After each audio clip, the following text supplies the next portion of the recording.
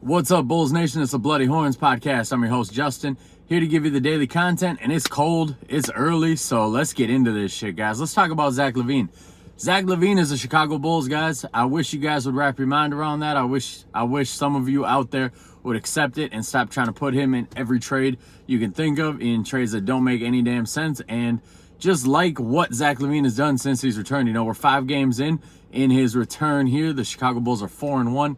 In those 5 games, Zach Lavine is averaging 17, 7, and 6. In those 5 games, he's shooting 49% from the field, shooting 37% from 3. He's engaged on the defensive end. He's getting a steal. He's getting a block. He's doing everything that everyone has ever asked him to do. And everybody who's ever asked him to do that is now using the excuse, well, it's only a couple games. I know who Zach Lavine is. I have 6 years of this. When I don't know, maybe we just be optimistic. Maybe that's a crazy thing to ask for a fan base. Maybe we just be optimistic and we say what I had been saying before the Zach Lavine return, is that Zach Lavine's people, his agent, his managers, his friends, his family, the Bulls coaching staff, they've probably been telling him, yo man, you got to change your play style when you come back. These reports that you don't have any trade market is because of the way you play. If you change the way you play, you're going to have a better trade market. You're going to fit in more. You're going to go back to the Bulls. You guys are going to win some games together, and your market in the summer is going to be a lot better. Maybe that's what happened here. I don't think it's a crazy thing to think that that's what happened here. I don't think Zach Lavine is going to come out for these 5 games, show a noticeably different playing style, and then say, fuck this. Let me go back to the way it was early in the year when it wasn't working for him. So the Zach Lavine hate train, you know, it's something that's been prominent on Bulls Twitter for years now, and I get it. I've bought into it to a certain extent over the years, and I've kind of changed my tune the last couple weeks or so, just realizing that the best path forward for the Chicago Bulls is Zach Lavine on this basketball team. You look at the trades out there, and I put it on Twitter yesterday. I was like, we can all agree that Zach Lavine is a better basketball player than Austin Reaves, right? I'm not talking about glue guy factor. I'm not talking about fit. I'm not talking about salary. I'm not talking about intangibles. I'm not talking about what doesn't show up on the stat sheet. I'm not talking about whatever excuse you want to use to justify you thinking that a 4th best player on a 10 seed out west is better than, at worst, the 2nd best player on this Bulls team. I'm not talking about any of that. I'm talking about pure skills as a hooper. Zach Lavine's a better shooter, better passer, better rebounder, better dribbler, better one-on-one defender when he wants to be. I don't know that there's a single skill out there that Austin Reaves is better at than Zach Lavine, other than being a quote-unquote glue guy. So Austin Reaves, nice player. Guarantee you, if he's playing with Andre Drummond and DeMar DeRozan, he ain't going to look as good as he is playing with Anthony Davis and LeBron James. That's just a fact. So if Austin Reaves is your big prize back in a Zach Lavine trade, I don't know what to tell you guys. That doesn't move me remotely. The trades that I see people floating out for Zach Lavine, I'm like, are we really so lost in our Zach Lavine hate that this is what we think he's worth on an open market like this? I saw a Magic trade that was, what was it, Jonathan Isaac, Gary Harris, and Wendell Carter Jr.? Are you kidding me? That's 3 guys who all barely ever play. They're always hurt. Jonathan Isaac hasn't developed anything since he came into the NBA.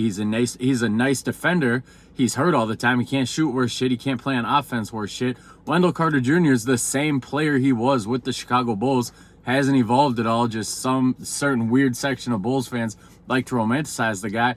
And Gary Harris is at best a 10th man on a team. So you want that for Zach Lavine? That's getting lost in who Zach Lavine is as a player. The Warriors trade, taking Klay Thompson's 1-year deal for Zach Lavine and taking a future first protected pick. That's a garbage deal too. That's just a salary dump of Zach Lavine. I saw a Hawks trade that the Hawks were hoping to buy low on him. DeAndre Hunter, who I'm telling you guys is the modern version of Otto Porter Jr. If he's your big return in the Zach Lavine trade, massive failure. So you look at the trade market out there for Zach Lavine, and there's really nothing out there right now. So the Bulls' best path forward is to keep riding with Zach Lavine, keep enabling him to play this different style that we're seeing him play over the last 5 games here. Keep building the offense around him and Kobe White. Him and Kobe White have been their most efficient players the last 5 games. They've been the guys who, when the Bulls have been playing at their best in these stretches, when they've been getting these leads, it's been through Kobe White and Zach Lavine in their catch and shoot opportunities with them pushing the pace. So when the Bulls have blown these leads, when it's gotten bogged down, it's mostly been running through Vooch, running through DeRozan, or some of the weird rotations that we're seeing Billy Donovan go through. So the Bulls, their best path forward is to keep Zach Lavine on the team past trade deadline, unless, you know, he keeps playing like this and somebody ponies up a really good deal for him. Let's keep in mind, guys, Zach Lavine, his contract, a lot of you guys point to his contract. He signed it, what was it, 2 years? It'll be 2 years this summer. 2 years from now, that contract is going to be a bargain. We saw deals get signed this past summer that exceeded Zach Lavine's deal. We're going to see this summer OG Anunoby. His extension is going to go for more than what Zach Lavine's goes for. Emmanuel Quickly, he's going to get 20 plus million. DeJounte Murray, he's going to sign a deal that exceeds Zach Lavine's contract. So there's players of a lower caliber than Zach Lavine who are going to sign money for more than or not that much less than what Zach Lavine signed for. So Zach Lavine's deal right now, a lot of people are hung up on the 40 million. The way the salaries are going in the NBA, it's actually not going to be that bad of a deal in a couple years. So stop looking to just salary dump Zach Lavine.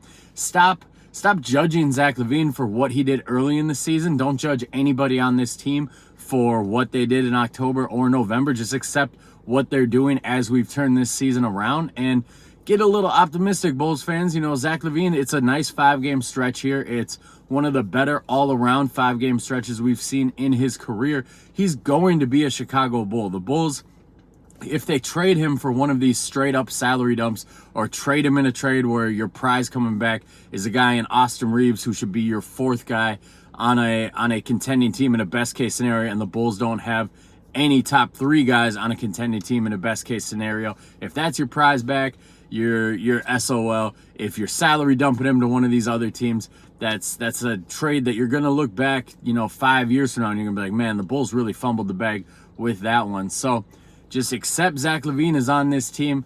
Watch what he's doing in these games, because he's actually being pretty efficient, pretty all-around player, and start to kind of let's get back to the Chicago Bulls and the Chicago Bulls fans kind of embracing Zach Lavine and accepting him for what he is, both his strengths and his weaknesses as a player, because he's a pretty damn good basketball player, and I feel like we've kind of lost sight of that. So I'm going to have a podcast dropping a little bit later today, guys. We're going to talk about Nikola Vucevic, because the Bulls have a massive Nikola Vucevic problem right now. If you're not hitting subscribe on this page, please do, trying to grow it a little bit. If you're not following on Twitter, same handle, @HornsBloody. If you're not following on Instagram, same handle, @HornsBloody. Throw me a follow on either. Let's talk hoops. Take it easy, Bulls Nation. Like I said, that new pod dropping a little bit later today.